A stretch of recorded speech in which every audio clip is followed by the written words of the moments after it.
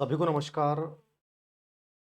Grade fest के paper चल रहे हैं और उनके पेपरों में जो आईसीटी पेडागोजी वाली प्रश्नों की श्रृंखला है, आप लोगों का निवेदन है कि सर बार-बार करवाया जाए उनको। यद्यपि पेपर मैं देरी से करवा रहा हूँ क्योंकि मैं था ही नहीं यहाँ पे, तो सुबह बायोलॉजी का करवा दिया था, हिस्ट्री का पेपर करवा रहा हूँ और जो भी पेपर होगा उसके अकॉर्डिंग मैं करवा दूँगा। हिस्ट्री में 10 प्रश्न आए हैं और इसमें भी वही स्थिति है कि जिस बच्चे ने पढ़ा है, मेरी वाली किताब पढ़ी है, कोई भी पढ़ी है, मेरे अकॉर्डिंग लगता नहीं कि उस बच्चे को कहीं भी कोई भी प्रॉब्लम आई होगी। कुछ 1-2 प्रश्न ऐसे होते हैं जो आपको उलझाने का प्रयास करते हैं। कोशिश ये करनी चाहिए कि वो प्रश्नों में अपन उलझे नहीं। तो पहला प्रश्न इसमें वही कम्युनिकेशन टॉपिक पे है और वही 186 के पेज के ऊपर आपको बुक में दिया हुआ है, वहीं से प्रश्न उठाया गया है। भौतिक बाधाएँ, एक तो इस ट्रेंड का ये पता चलता है कि जिसमें एक पेपर प्रकार के पेपर आ रहे हैं। मतलब आईसीटी पेडागोजी जिस बंदे ने तैयार किया ना, वो सभी पेपरों के लिए एक जैसे प्रश्न तैयार किए हैं। कोई डिफरेंट नहीं है। इससे आपको ये फायदा मिलता है कि हाँ, इस टॉपिक में से वही सेम पैटर्न आ रहा है। कोई डिफरेंट नहीं है कि एकदम उसका एकदम अलग आ गया, उससे ऐसा कुछ नहीं है। एकदम वही नॉर्मल पैटर्न, उसी प्रकार के प्रश्न पूछे जा रहे हैं। बाधाएँ शोर व तापमान भौतिक में है, मनोवैज्ञानिक तनाव, चिंता, भय, ठीक है? ये सब किस में आ जाते हैं? साइकोलॉजिकल है। भाषाई बाधा में अस्पष्ट शब्द, जटिल शब्दावली, तकनीकी बाधा, कमजोर इंटरनेट कनेक्शन या खराब सर्वे गुणवत्ता, ये बाहरी बाधा और भौतिक बाधा में भी शामिल होती है, तकनीकी बाधा याद रखना। ठीक है? तो इसमें सीधे option A, B, C, D दे रखा है, तो ए, बी, सी, डी हो जाएगा, नहीं तीसरा ऑप्शन आंसर हो जाएगा। 186 के पृष्ठ के ऊपर ये किताब में इसकी व्याख्या कर रखी है। अगला प्रश्न है अ अच्छा प्रश्न था ये। नीचे अग्रिम संगठन प्रतिमान और एडवांस ऑर्गेनाइजर मॉडल की संरचना का दूसरा चरण से संबंधित गतिविधियां। तो सेकंड चरण जो है उसमें क्या होता है, विषय वस्तु का प्रस्तुतिकरण होता है, अधिगम सामग्री का प्रस्तुतिकरण होता है। सबसे पहले अपन क्या करते हैं, जैसे क्लास में मैं आऊंगा, पहले तो मैं एडवांस ऑर्गेनाइजर वाला काम करूंगा पहले चरण में। बच्चों के पूर्व ज्ञान से परिचय होगा, ठीक है। उद्देश्यों का स्पष्टीकरण किया जाएगा, फिर मैं आपके सामने विषय वस्तु प्रेजेंट करूंगा। फिर प्रेजेंट करने के बाद मैं आपका ध्यान केंद्रित करने के लिए करूंगा। उसके बाद मैं आपको ऑर्गेनाइज को स्पष्ट करूंगा और फिर उसके बाद जो चरण प्रस्तुत किए उनकी तार्किकता को स्पष्ट करूंगा। ये इसमें सेकंड चरण में होता है। तो इसमें सबसे पहले होता है सामग्री प्रस्तुत। ये तो होगा तभी तो ध्यान जाएगा, वरना जाएगा नहीं। फिर 2 नंबर पे अटेंशन को बनाए रखना, 3 नंबर पे स्ट्रक्चर को स्पष्ट करना कि है क्या, और चौथे नंबर पे जो है लास्ट नंबर पे क्या होता है, तार्किक जो सीक्वेंस थी उसको अपन क्लियर करेंगे। तो इसके आंसर आंसर देख लो आप कौन सा हो जाएगा, बी, ए, डी, सी, ये आंसर पीएडीसी। यद्यपि एमएड की कुछ किताबें हैं उनमें ये भी डाल रखा है कि सबसे पहले संगठन को स्पष्ट करना आता है, बट इसमें संगठन को स्पष्ट करना ऑप्शन में ही नहीं है, इसलिए आंसर आपका होगा तीसरा, पीएडीसी। ठीक है, ये भी अपना 202 के पृष्ठ पे अपन ने इसकी व्याख्या कर रखी है किताब में। अगला प्रश्न है, संप्रत्य प्राप्ति प्रतिमान का उपयोग करने वाला एक शिक्षक शिक्षिका किसी नए विषय को पढ़ाने जा रहा है, तो विद्यार्थियों को अवधारणा को समझने में सहायता करने के लिए सबसे पहले उसे क्या करना चाहिए।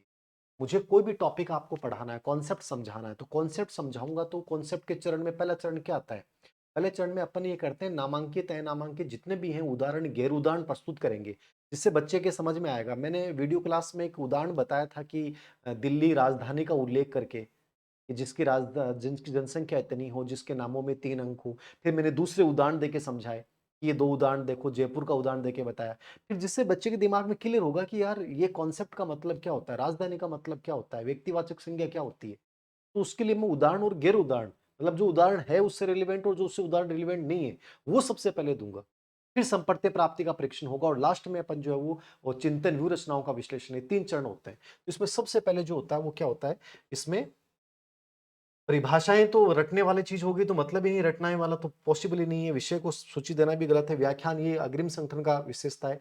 उदाहरण और गैर उदाहरण क्या हो जाएगा आंसर? चौथा आंसर उदाहरण व गैर उदाहरण। जो फोर्थ आंसर जो है इसका हो जाएगा, आप 199 के पृष्ठ पे देख लीजिएगा कि इसका आंसर ये दे रखा है, फोर्थ उदाहरण और गैर उदाहरण वाला चौथा आंसर हो जाएगा इसमें। काम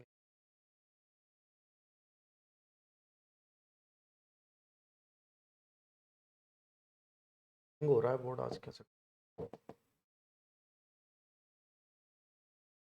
ओके, चौथा आंसर कर लेना इसमें ना।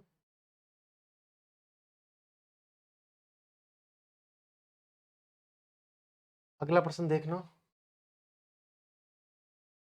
एडगर डेल ने अनुभव के शंकु को निम्नलिखित में से किस सातत्य मतलब निरंतरता पे बल दिया? अनुभव से तार्किकता की ओर, निगमन से आगमन की ओर, सामान्य से विशिष्ट, प्रत्यक्ष से अप्रत्यक्ष। एडगर डेल ने जो अनुभव शंकु दिया था, आप सबको याद हो, उसमें एक चीज थी, थोड़ा-सा भी आपने दिमाग लगाया हो, देखा हो, तो ऐसे प्रश्नों में कन्फ्यूज नहीं होना चाहिए। यद्यपि एग्जाम हॉल में जब अपन जाते हैं तो हो जाते हैं। उसमें आपने देखा होगा ऐसा-सा उसने टेबल बनाई है, ठीक है? और उसमें शुरुआत वो यहाँ बेस से करता है। बेस में जो है उसने कहा प्रत्यक्ष अनुभव है, ठीक है? और जब ऊपर की ओर जाते हैं अपन तो लास्ट में क्या आता है? अमूर्त अनुभव, मौखिक संकेत। तो शुरुआत जो है वो ये कहता है कि सबसे बेस जो है ना मेन होना चाहिए प्रत्यक्ष। बच्चे को प्रत्यक्ष वस्तुओं की ओर पढ़ाएं। ये सर्वश्रेष्ठ अनुभव ही है। तो ये प्रत्यक्ष से किधर चलता है? अप्रत्यक्ष की ओर चलता है। क्या चलता है? अप्रत्यक्ष की ओर। तो आंसर क्या हो जाएगा? अप्रत्यक्षीकरण से अप्रत्यक्षीकरण की ओर। ठीक है, 221 के पृष्ठ पे इसकी व्याख्या है, डायग्राम से समझा रखा है इसको।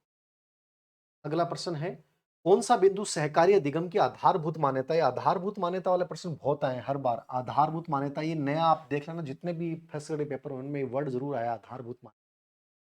व्यक्तिगत प्रयासों के स्थान पे सामूहिक प्रयास और शिक्षार्थियों के सहयोग में विश्वास रखता सही है। शिक्षकों की ओर से मात्र व्याख्यान और प्रदर्शन के बजाय उचित शिक्षण अधिगम वातावरण की वकालत करता है, सही है। शिक्षण अधिगम प्रक्रिया को टीचर केंद्रित बनाने के बजाय अधिगम केंद्रित बनाता है। यह मानता है कि बच्चे पारस्परिक कक्षा स्थितियों में उपलब्ध प्रतिस्पर्धात्मक वातावरण, एक वर्ड नेगेटिव होता है, पूरा प्रश्न गलत जाता है। हमने लिख रखा है विशेषताओं में कि ये इसमें वातावरण प्रतिस्पर्धा रहित होता है, चिंता रहित होता है, कोई कंपटीशन नहीं होता है। ये आप देख लीजिएगा, 210 के पृष्ठ पे ये लिख रखा है, प्रतिस्पर्धा रहित होता है, चिंता रहित होता है। तो थोड़ा सा मतलब ढंग से अपन एक बार समझ लेते ना चीजों, फिर प्रश्न गलत होते नहीं है। सॉफ्टवेयर उपागम का मुख्य केंद्र कौन होगा? मॉनिटर जैसे भौतिक उपकरण हार्डवेयर हो गया, टेलीविजन रेडियो हार्डवेयर हो गया, इलेक्ट्रॉनिक गैजेट्स हार्डवेयर हो गया, मनोविज्ञान और समाजशास्त्र के सिद्धांत। 227 के प्रश्न पे लिख रखा है कि हार्ड सॉफ्टवेयर उपागम स्पेशली मनोविज्ञान के व्यवहारिक सिद्धांत, अधिगम के सिद्धांतों का प्रयोग करता है, या विक्रमित अनुदेशन सामग्री का प्रयोग करता है, इन सब का प्रयोग करता है। तो वहां व्याख्या में लास्ट में शिक्षण विधियों व्यूहरचनाओं का प्रयोग करता है। तो आंसर क्या हो जाएगा? ये तो इजी, बहुत इजी प्रश्न था। पिछली बार हिस्ट्री में आईसीटी पेडागोजी हार्ड आई थी, इस बार इजी आई है। कैसे हो रहा है?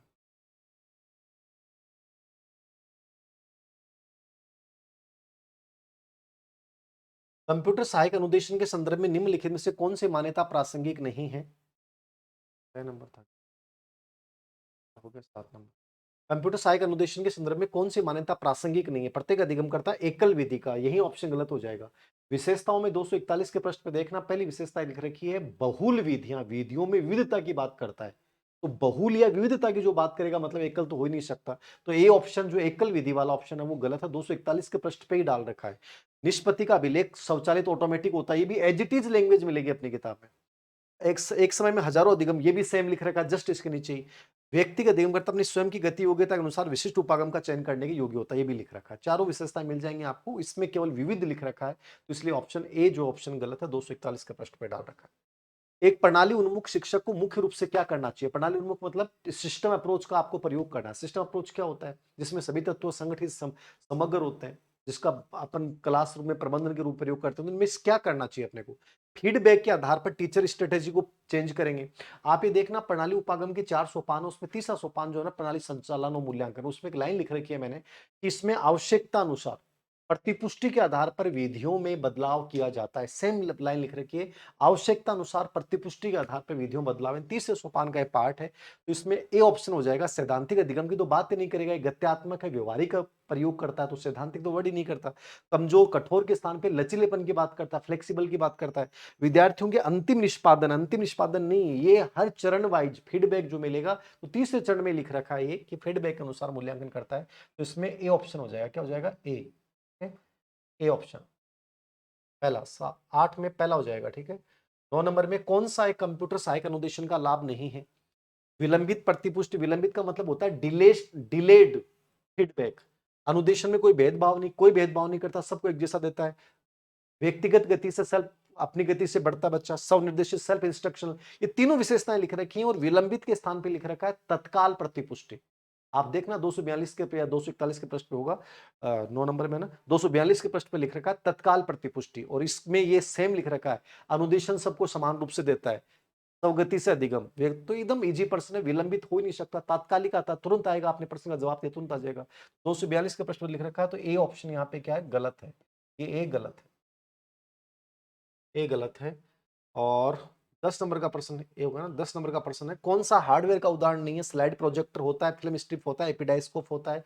जहां भी ये सब है, ये सब मशीनें हैं। केवल अभिकर्मित अनुदेशन, मनोविज्ञान के सिद्धांत, शिक्षण विधियां, व्यू रचनाएं, पुनर्बलन, मूल्यांकन के उपकरण, ये सब किस में आते हैं? सॉफ्टवेयर में आते हैं। तो अभिकर्मित अधिगम as it is same word भी हमने लिख रखा है 226 के पृष्ठ पे। तो ये 10% है आपके आईसीटी पेडागोजी के हिस्ट्री के। देख लीजिएगा, मेरे अकॉर्डिंग शायद सभी के सही होंगे।